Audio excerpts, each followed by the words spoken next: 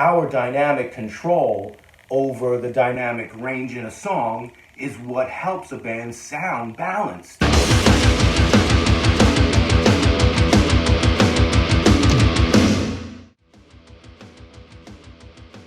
So as we've been talking in the past two parts, we want to gain full control of our dynamics. When we have that, then we know how to apply the dynamics that we have into the dynamic setting. All different types of songs and genres will dictate a certain range of sound and amplification we can bring out of our drums. Every dynamic, from a light hit to a smash. I've taught a lot of students, and one thing I can tell you is that as good as a drummer they may be, they may lack in this category. They have a basic understanding that allows them to play the song or the genre, but you'll hear dynamic inconsistencies throughout their actual execution because they're not as intuitively aware of how their body is executing those strokes. The Stone Foundation is built from a book called Stick Control by George Stone. So on page 5 of this book...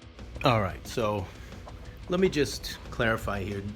This book by George Stone is an amazing book. I can put page 5 down as a link, but every drummer should have this book anyway. I'll put the website link there too, because when you look at the testimonials from all the who's who's of drummers around the world that have used this book, whether in their own life or to use it for curriculums for other drummers, it's no different. This book is amazing. Just get the book if you don't have it.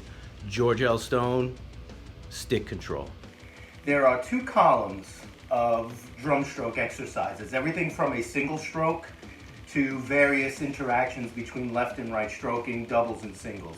Ultimately, as the drummer plays through all of these exercises, they get a really good workout. Now the thing about it is, it's a accentless exercise page. So what my amazing drum teacher, Pete Pizzi, did is he showed me a version of this exercise that put me more in touch with how to gain dynamic control over my drum stroke. So the pattern is very simple. For every right drum stroke, it becomes 3 drum strokes. An accented right, followed up by 2 left regular strokes. Every left hit is 2 rights, followed by the accented left.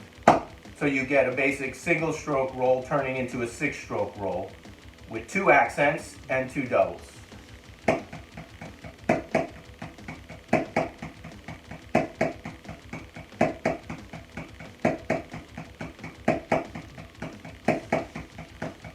So that's the basic single stroke roll turned into this dynamically expanded Stone Foundation exercise. Let's take a paradiddle. Right, left, right, left, left. But now we're going to put in the Stone Foundation formula.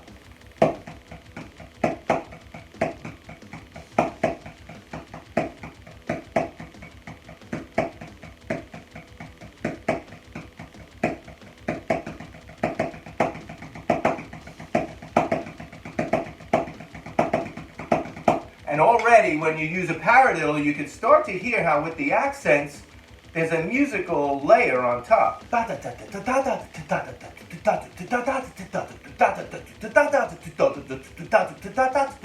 And what'll happen is eventually you start to take what you're learning from using these very simple rudimentary patterns and using them to improvise and expand.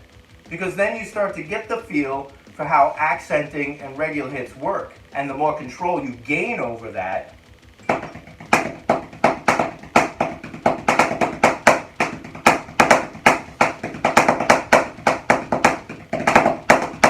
you could get real musical just integrating accents and doubles and singles. You just start to get a more confident inner feeling for how to be musical with rhythm.